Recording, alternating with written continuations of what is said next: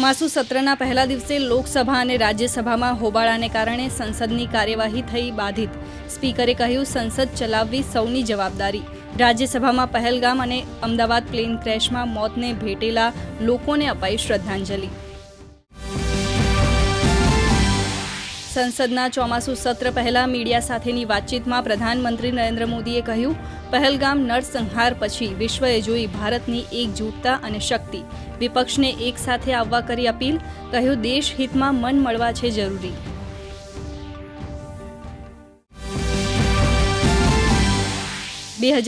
Mumbai train bomb વિસ્ફોટના તમામ 12 આરોપીને બોમ્બે હાઈકોર્ટે જાહેર કર્યા નિર્દોષ.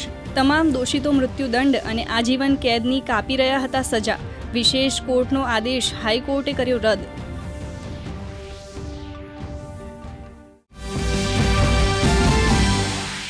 બિહારમાં ચાલી રહેલું વોટર લિસ્ટ રિવિઝનનું કામ અંતિમ તબક્કામાં પહોંચ્યું. અત્યાર સુધી 95.92% મતદાતા ડ્રાફ્ટમાં સામેલ.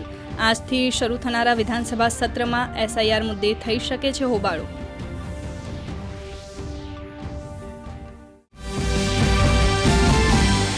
હિમાચલ પ્રદેશમાં ભારે વરસાદથી નદી નાળા છલકાયા. કુલ્લુ, મંડી અને શિરમોરમાં ભૂસ્ખલનથી અનેક જગ્યાએ જનજીવન ખોરવાયું.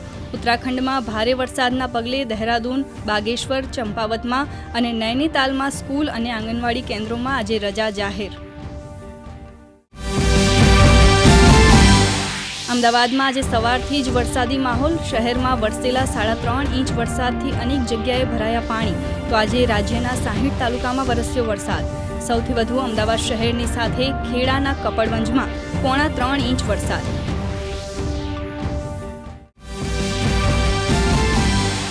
ગઢ ગિરનારની નગરી જૂનાગઢમાં વરસ્યો મુશળધાર વરસાદ. ભારે વરસાદના પગલે દામોદર કુંડ છલકાયો. સોનરખ નદીમાં આવ્યું ઘોડાપૂર. નયનરમ્ય નજારાની મજા માણવા માટે મોટી સંખ્યામાં ઉમટ્યા પ્રવાસી.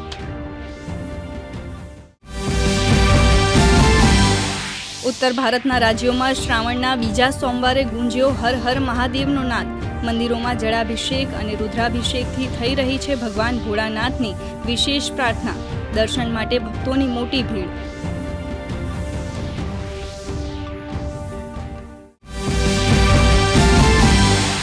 અને જાપાનમાં આવી શકે છે મોટું પરિવર્તન. સત્તાધારી પાર્ટીએ ગુમાવ્યો બહુમત. લોક લુભાવન પાર્ટીને મળી બહુમતી. પ્રધાનમંત્રી ઈશિવાનું ભવિષ્ય દાવ પર.